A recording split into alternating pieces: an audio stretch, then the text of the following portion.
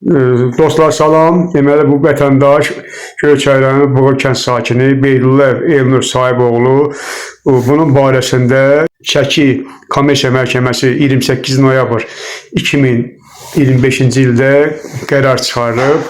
Həmən qərardan da vətəndaşın vəkili apellyasiya şikayəti verib, elektron portalda yerləşdirilib.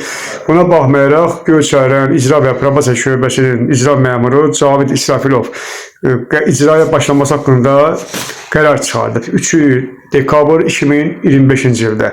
Və qərarda da göstərir ki, diqqət edin, qərarda da göstərir ki, qərardan onun surəti alındıqdan sonra 10 gün müddətinə məhkəməyə müraciət edə bilər. Hələ bu 10 gün olmayıb, bu adam artıq bu günləri məcbur edir bu Elnura ki, sənin Göyçay rayonu Kürdəmiş kəndində yerləşən soyuducu anbarına həbs qoyulacaq üzərinə. Bu çox qanunsuzluqdur, özbaşınlıqdır. Çünki hələ bunun icraata başlamaq haqqında çıxartdığı qərar qanun qüvvəyə minməyib. 10 gün müddəti var. Bu adam da şikayət verib. Burada deməli korrupsiya faktları var. Ona görə də vətəndaş özü bu günlərim Ədliyyə Nazirinin 881 qayna xəttinə zəng elədi, məlumat verdi.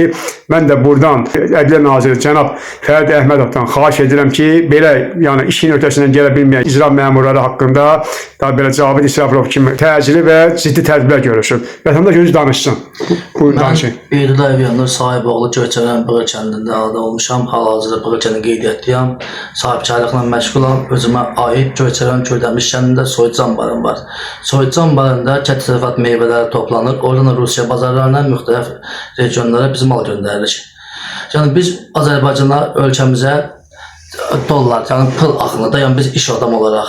Bizim də həmin soyuducu anbarda bugünkü günlərə 1500 tondan yuxarı kətçilərin malları var, müxtəlif adamların. Yəni 100 ton birinin, 150 ton birinin, 500 ton birinin ayrı adamların malı var. Cavid adlı icra anbarı var. Bir dənə Hacıoğlu MMC var, mənim o kişiyə 55.000 manat verəcəyim var. Orada heç şifahi razılıq ərazisində o kişidən al verilən bir şey, heç xərclanacağım bundan 2023-cü ildə. 2023-cü ildə bu yollar bağlı oldu. Rusiyada hamı bilir ki, problemler olduğu için, kriz olduğu için, müharibə olduğu için biz bu xurma məhsullarını ziyan elədik.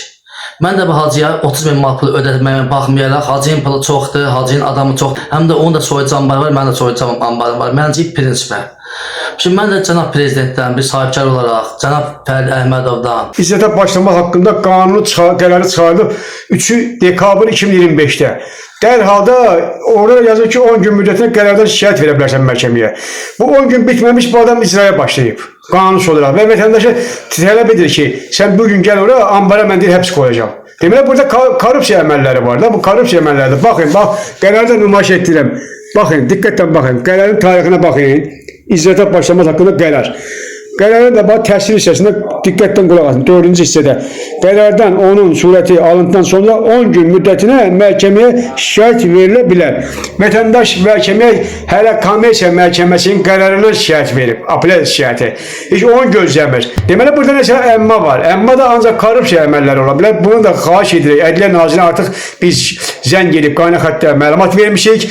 Dərhal ciddi araşdırma aparılsın. Bu Cavid İsrafilov barədə qanun tədbir görülsün. Qaldı ki, bu adamın borcu, bu borcunu yavaş-yavaş verir. Müəyyən hissəsində verib. Belə insanları niyə sıxıntıya salırsınız siz?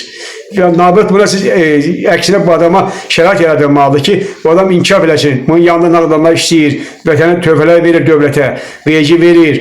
Yəni, belə olmaz axı. Xahiş edirik, cənab prezident İlham Əliyev və Ədliyyə Naziri Fərdi Əhmədov bu məsələ ciddi nəzarətə götürülsün, təcili tədbirlər görülsün.